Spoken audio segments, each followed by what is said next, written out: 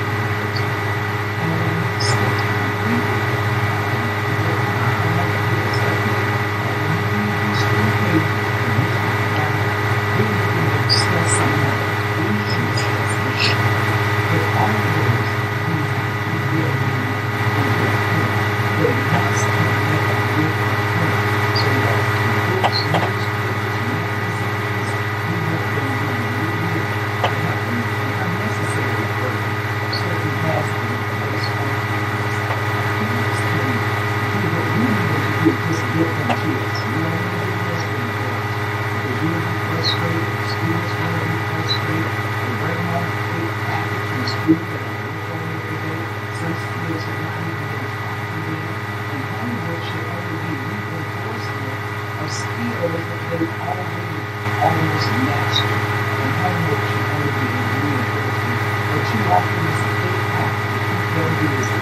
And another is that usually our private students are not making the games they should make. In elementary school, middle school, really bright, they get what the teachers help. They really don't have time to do what the teachers help. They need to be challenged to move to the next level. So even our brighter students are missing out and not critical readers because they know the teachers that they celebrate whatever. They don't know the full part of their own honor roll and they cannot pass them.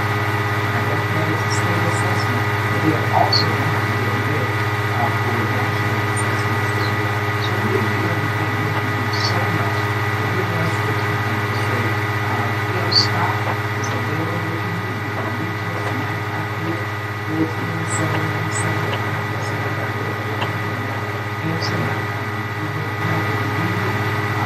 We don't have enough teachers in the library, but we come, we talk to them, and we've got their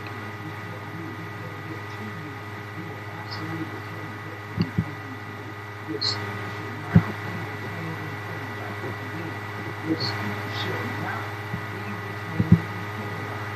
Don't wait until age 5 because you're too late. You're going in kindergarten.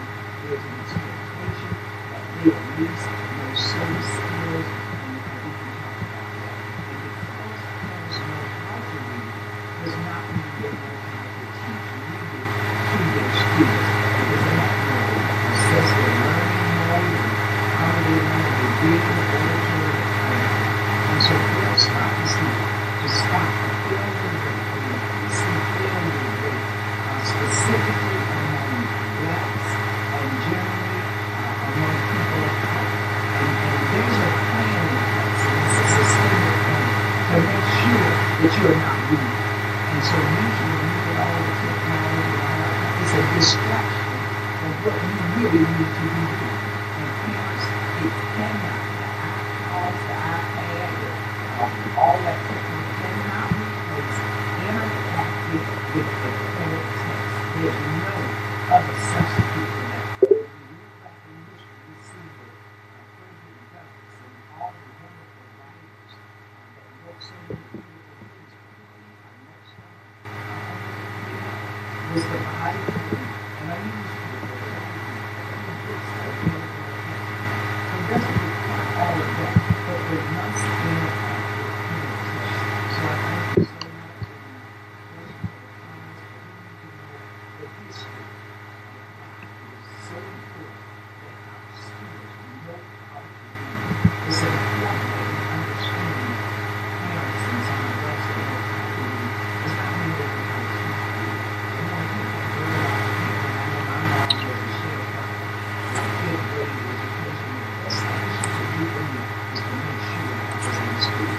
That point was on the teacher to make sure I get that needed, and that it's a good thing that a man is a master of skills. So FAILSTop is absolutely vital. We're housed presently in the Oklahoma area, the needs community.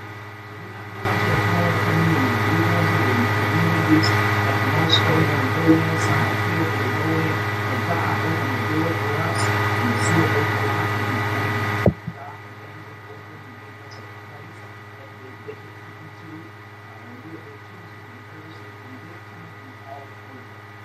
That's 2105 in Oklahoma. And so we thank God for the community and the team here that opens the door for us, and the students come in and they think.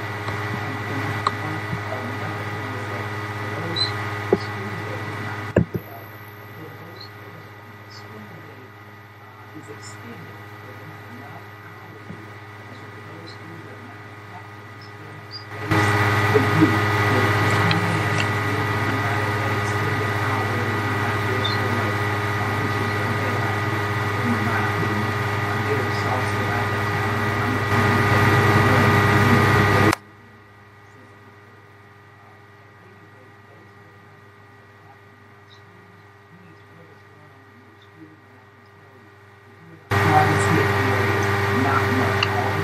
busy work, and they need real solid instruction because they're only prepared for the and that is not really, that is really cool and criminal. But we have to understand the culture. We don't have young boys and kids to learn. We want them to learn how to use, so there's no need for work. And so everything is connected to education. Everything is connected. So we thank you, Nikki, because you know for giving us this time. And we can call us any questions that we may have. Feel free to call. If there's students that facing failure, they're facing, you need to call retention. They're retaining them and taking care of them. At any rate, call FAILSTOP at any time. We can give you instructions and directions on how to assist your students with some of those big tactics that they should not have because it's busy with the really qualitative homework that they should be doing. So we thank you so much this morning. Well, we thank you and we appreciate you sharing that information with us and letting people know about that. And the number that you would have them call is what again? 954-410-7175. Now, there's a winter gospel explosion that's getting ready to take place on the 25th of January at 4 p.m. And you'll have local artists, choirs, soloists, groups, so much more happening. And this is all a part of helping to fund, as you were talking about, the give back. And so, at the beginning, tell us a little bit about this Winter Explosion concert and how people can come out and where they need to go in order to be a part of helping to fund FAILSTOP. Absolutely. Any local artists that want to come and perform, we will certainly appreciate it. We're at 2820 Northwest 167 Terrace in Miami Gardens, Florida. We're coming out to raise funds for the supplies and for salaries and a band. We're looking for a band as well. So we are having this benefit on January 20th. What did I say? What's that date again? Make sure that date is right. The 25th. The 25th. Yes, on January 25th. And so we're coming out to have fun, music fun. So any soloists that want to come and participate to help, our doors are certainly open to you to do that. The tickets are $20, and it is a great benefit. So we're coming out for gospel fun. We're looking for old-fashioned quartets to the upbeat, whatever, to get the message across in the community. And so we welcome you all to come and support us in that effort to make sure that we have rich literature. We want a library in every home. We want students exposed, and we select the books that we know they should have at a certain grade level. So we're looking for financial support for that as well, and that is the purpose of the gospel explosion, to generate funds to meet the needs of our babies. So we're going in our neighborhood. As a matter of fact, one mayor told me, if you go in that neighborhood, you need police to go in there. But we've been in there so many times without any problem. So, to me, when we have that inherent fear of each other, that it precludes us from doing what we need to do to meet our children, but hurting people hurt other people. So we're going into those needy areas, and they welcome us. As a matter of fact, they are our protection. They look out for us when they see my van with FAILSTOP on it. They surround it. Can I help you? Can I get it? So we just gotta love each other. Amen. I find that to be absolutely true. It's one of those lies that the devil tells us, or one of those lies that we tell each other. However you want to look at it, it doesn't matter. It's a lie, and we tell ourselves that's the reason why people clutch their purse when they see a black person coming down, especially if it's a black person with dreads. Oh, I know I know y'all gonna be calling me because you're gonna say that was so racist and that was so racial. I'm being truthful, okay? There ain't no trying to be racist.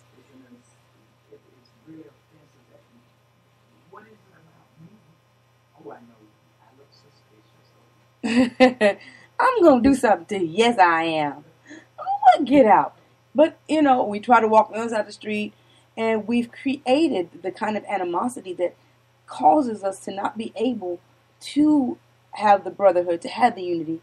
And maybe it's rooted in tribalism, I don't know, because, different tribes. But even in that, they knew how to come together if they had to fight an enemy. We don't even do that.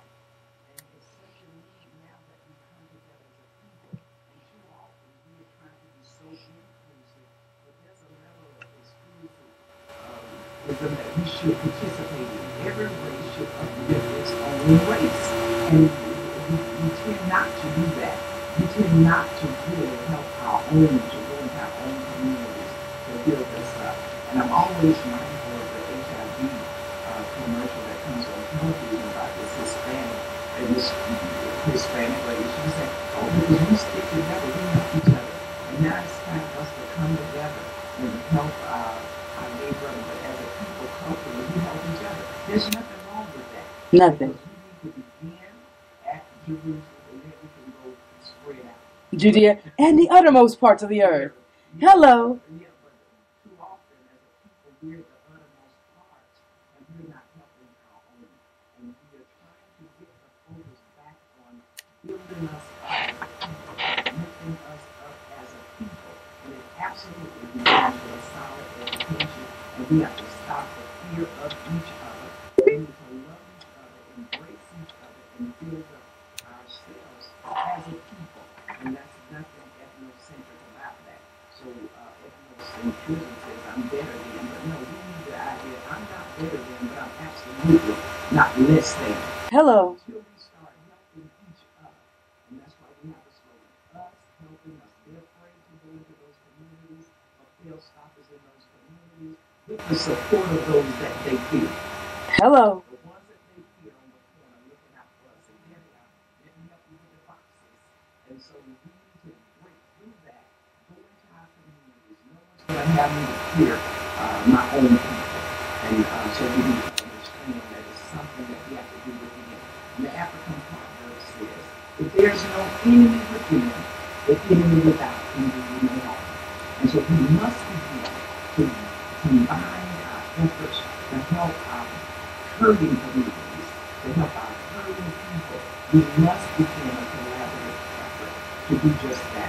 And if we know that we're not the only ones that's doing something, but we have to start going in the communities that others refuse to go in. They're not going to come after us, so we are going into them to say we're there to help you. And when you see the family saying, nobody comes in here to help us, they literally cry. Right. At no cost. Right. You don't help them, yeah, my baby. Things fail and we need it. And so we need to understand it's time for us to galvanize, to come together, and to help each other. It's time to do that. It's definitely time to do that. And I'm grateful that we had an opportunity to talk about it, to share, to kind of engage on this right now, because I've only got 2 minutes left. I want to just really remind everybody about what we talked about. One, FAILSTOP, and that is fostering accountability in learning with students, teachers, and organizations and parents. And we are looking for retired teachers to kind of help out. We're also looking for rich literature, because we want to make sure that every home has a small library. You find that in other cultures' homes. Very rarely do you walk into an African American home, colored home, black home, whatever jargon you want to use, whatever's PC for the moment. Negro. I know y'all get mad all the time about these things. I don't know why you get mad. Christian was a bad word too. They didn't use that for a nice thing. When they called people Christians, that was supposed to be an insult. Anyway, next talk, because I don't want to go past all that right now. Winter Gospel Explosion is also happening Saturday, January 25th at 4 p.m. It's $20 per person. The tickets are available. All you got to call is Miss Tracy Trey at 786-587-3506. That's 786-587-3506. We definitely want to make sure that we help FAILSTOP accomplish its goals. Yes, as she said, there are probably other people who are in different areas, but we find we will contribute to Compassion Net, because it's run by some white conglomerate somewhere, but we will not contribute to our black corporations because we say it's too ghetto. If you want to help something and you want to make something better, you have to contribute to it. You have to take part in it. It cannot get better without you.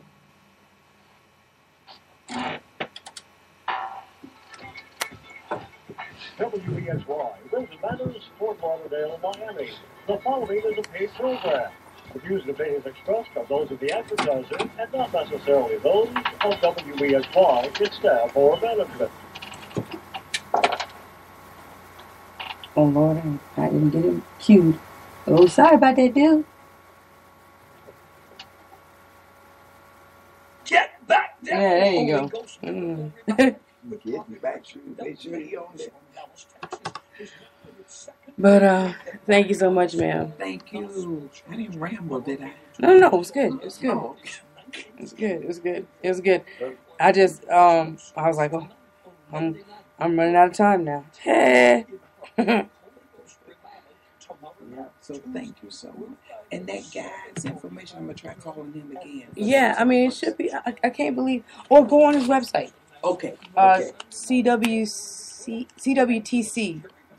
I think it is, if not .com. But he's near me. He's in Pembroke Pines. Okay. Thank you, Sugar. All right. You have a blessed day. You too. And again, I appreciate you sharing that information. I do think it's critical. I've watched too many young people trip, and I mean literally.